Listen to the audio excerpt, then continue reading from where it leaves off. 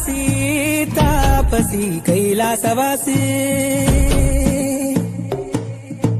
నీ పాదముద్రలు మోసి పొంగిపోయినదే పల్లె కాశీ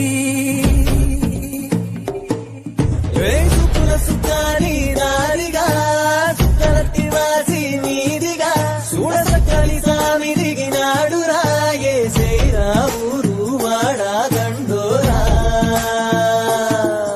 ఏ రంగుల హంగుల పొడలేదురా ఈడు జంగమ శంకర శివుడేనురా నిప్పు గొంతునని అపు మచ్చ సాక్షిగా నీ దాపం.